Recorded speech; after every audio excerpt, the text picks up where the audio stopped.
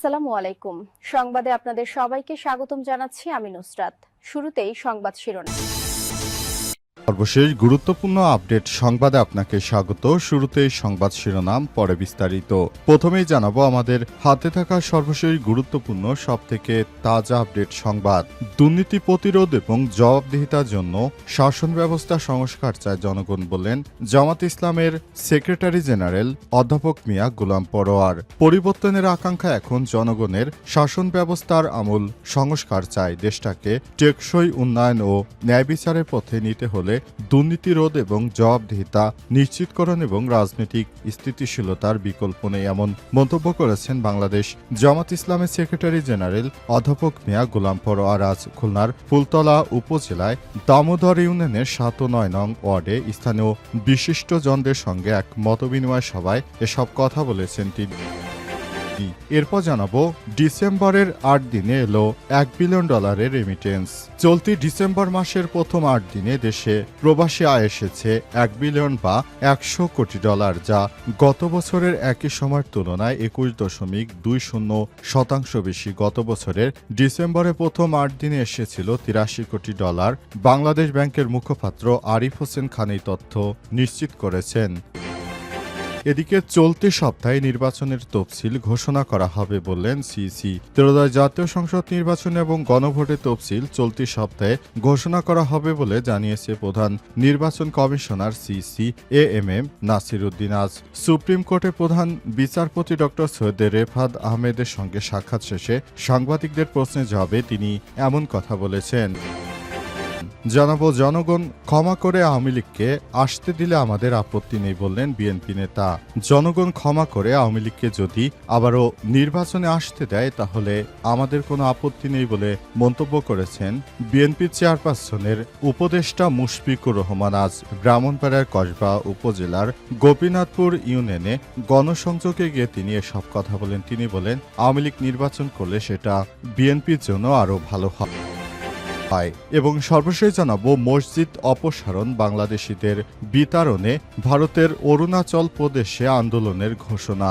অবৈধ বাংলাদেশি অভিবাসীদের বিতাড়ন ও মসজিদ অপসারণের দাবিতে ভারতের উত্তর পূর্বাঞ্চলীয় রাজ্য অরুণাচল প্রদেশে আন্দোলনের ঘোষণা দেওয়া হয়েছে। এর অংশ হিসেবে আজ ১২ ঘণ্টা বন্ধের ডাক দেয় স্থানীয় ৩টি সংগঠন।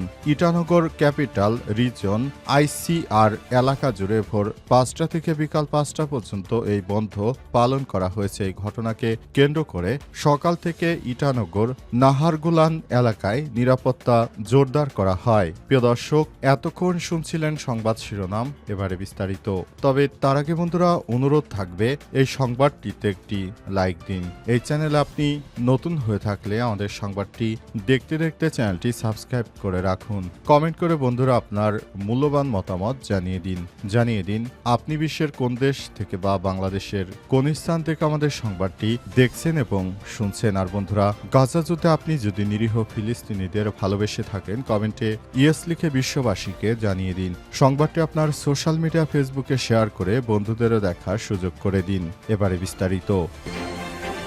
দুর্নীতি প্রতিরোধ ও জবাবদিহিতার জন্য শাসন ব্যবস্থার সংস্কার চায় জনগণ, বললেন জামাত নেতা অধ্যাপক মিয়া গোলাম পরোয়ার। পরিবর্তনের আকাঙ্ক্ষা এখন জনগণের, শাসন ব্যবস্থার আমূল সংস্কার চায় দেশটাকে টেকসই উন্নয়ন এবং ন্যায় বিচারের পথে নিতে হলে দুর্নীতি রোধ, জবাবদিহিতা নিশ্চিতকরণ এবং রাজনৈতিক অস্থিতিশীলতা পেরিয়ে স্থিতিশীলতার বিকল্প নেই, এমন মন্তব্য করেছেন বাংলাদেশ জামাত ইসলামের সেক্রেটারি অধ্যাপক মিয়া গোলাম পরোয়ার।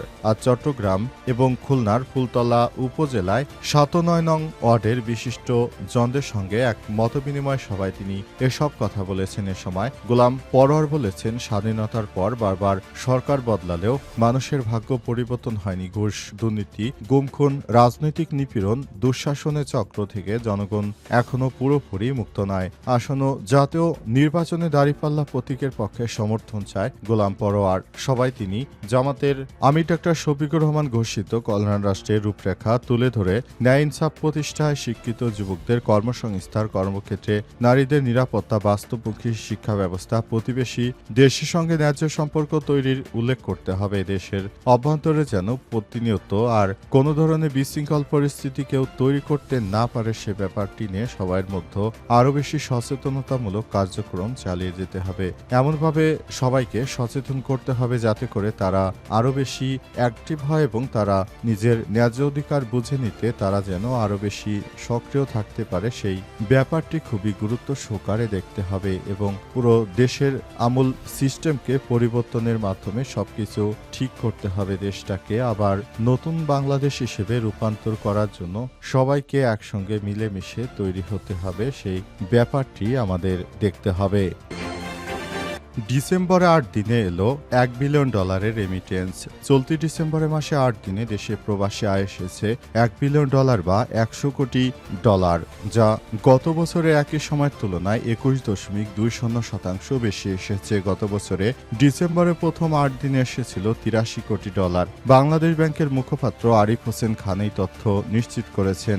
বাংলাদেশ ব্যাংকের তথ্য অনুযায়ী গত নভেম্বর মাসে প্রবাসীরা $288 কোটি 94 লক্ষ রেমিটেন্স বাংলাদেশে পাঠিয়েছে, যা গত বছরে একই সময় তুলনায় 31.37% বেশি। গত বছরে নভেম্বর মাসে রেমিটেন্স এসেছিল $219 কোটি 99 লক্ষ। চলতি বছরে নভেম্বর মাসে প্রবাসী আয় গত 6 মাসের মধ্যে সর্বোচ্চ পরিমাণ আয় এসেছে। গত অক্টোবরে রেমিটেন্স এসেছে $256 কোটি 34 লক্ষ, সেপ্টেম্বরে $268 কোটি 58 লক্ষ, অগস্টে $242 কোটি 18 লক্ষ এবং জুলাই $247 কোটি 80 লক্ষ আয় এসেছে। চলতি অর্থবছরে জুলাই মাসে 8 ডিসেম্বর পর্যন্ত রেমিটেন্স এসেছে $14.04 বিলিয়ন। গত অর্থবছরে একই সময় যার পরিমাণ ছিল $11.96 বিলিয়ন, অর্থাৎ আগের বছরের তুলনায় রেমিটেন্স 17.40% বেশি এসেছে। চলতি সপ্তাহে নির্বাচনী তফসিল ঘোষণা করা হবে বললেন সিসি। ত্রয়োদশ জাতীয় সংসদ নির্বাচনে গণভোট তফসিল চলতি সপ্তাহের মধ্যেই ঘোষণা করা হবে বলে নিশ্চিত করেছেন প্রধান নির্বাচন কমিশন সিসি এএমএম নাসিরুদ্দিন। আজ নির্বাচন ভবনে তিনি সাংবাদিকদের সঙ্গে আলাপকালে সব কথা বলেছেন প্রধান নির্বাচন কমিশন সিসি এএমএম নাসিরুদ্দিন। তিনি বলেছেন, আমরা নির্বাচনী ট্রেনে উঠে গেছি, সুতরাং এখন আর আমাদের পেছনে ফিরে তাকানোর সময় নেই। আমরা যথাযথভাবে এবং দ্রুত গতিতে আমরা সামনের দিকে এগিয়ে যাব এবং নির্বাচনটাকে আমরা সুষ্ঠু সুন্দরভাবে উপভোগ করার জন্য যে সিস্টেমে আমরা এগিয়ে যাচ্ছি, আমরা এই সিস্টেমটি সামনে রেখে এগিয়ে চলতে চাই। যেহেতু আমরা নির্বাচনী ট্রেনে উঠে পড়েছি, সুতরাং এখন আর আমাদের কোনোভাবেই আর দাঁড়ানো সম্ভব নয়। আমরা মনে করি এবারের নির্বাচনটা সুষ্ঠু সুন্দর করার জন্য নির্বাচন কমিশন যে ইতিবাচক ব্যবস্থা গ্রহণ করেছে, সেই নির্বাচনটা সুষ্ঠু সুন্দরভাবে করার জন্য আমরা সবাই মিলে একসঙ্গে কাজ করতে চাই বলে জানিয়েছেন প্রধান নির্বাচন কমিশন সিসি। এছাড়াও তিনি আজ প্রধান বিচারপতির সঙ্গে সাক্ষাৎ করেছেন। পাশাপাশি তিনি নির্বাচন নিয়ে প্রধান বিচারপতি ডক্টর সৈয়দ রেফাত আহমেদের সঙ্গে সাক্ষাৎ করে বিভিন্ন দিক নির্দেশনা নিয়েছেন, যাতে করে নির্বাচনটা সুষ্ঠুভাবে করতে যে কোনো ধরনের সমস্যা আসলে মোকাবেলা করা যায়, সেই বিষয়টি খুবই গুরুত্ব সহকারে দেখতে হবে, যাতে করে আমরা মনে করি সবকিছু ঠিকঠাকভাবে করতে হবে। জনগণ ক্ষমা করে দিলে আওয়ামী লীগ আবার ফেরত আসলেও আমাদের আপত্তি নেই বললেন বিএনপি নেতা।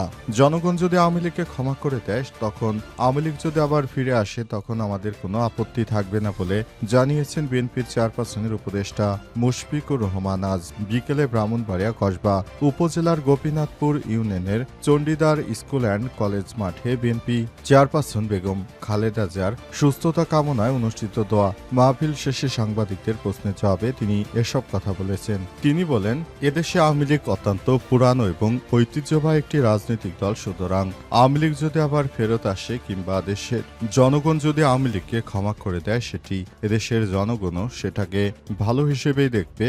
বিএনপির এখানে কোনো আপত্তি থাকবে না বলে মনে করেন তিনি বলেন, আমাদের নেতা তারেক রহমানও জানিয়েছেন, সমস্ত রাজনৈতিক দলকে নিয়ে আমরা এদেশটাকে সুন্দরভাবে সাজাতে চাই, কারণ জিয়াউর রহমান ছিলেন বহুদলীয় গণতন্ত্রের প্রবর্তক, অর্থাৎ তিনি সেনাবাহিনীর একজন সদস্য থাকার পরও তিনি বাংলাদেশে সমস্ত রাজনৈতিক দলদেরকে নিয়ে একটা বহুদলীয় গণতন্ত্রের যে সূত্রপাত ঘটিয়েছিলেন, সেখান থেকে বিএনপি আসলে বহুদলীয় গণতন্ত্রে বিশ্বাস করে। তারা মনে করে যদি সব দলের অংশগ্রহণে একটি সুষ্ঠু, অবাধ ও নিরপেক্ষ নির্বাচন হয়, সেই নির্বাচনটাই হবে ইতিহাসের সব থেকে একটি ভালো মানের নির্বাচন। সুষ্ঠু নির্বাচন হওয়ার জন্য অবশ্যই সমস্ত রাজনৈতিক দলের আসলে একসঙ্গে নির্বাচনে অংশগ্রহণ করার সুযোগ থাকা উচিত বলে মনে করে তারা। তাই তারা বলছে আওয়ামী লীগ যদি ফেরত আসে, সেক্ষেত্রে তারা আসলে সে জিনিসটাকে ইতিবাচক হিসেবেই গ্রহণ করবে।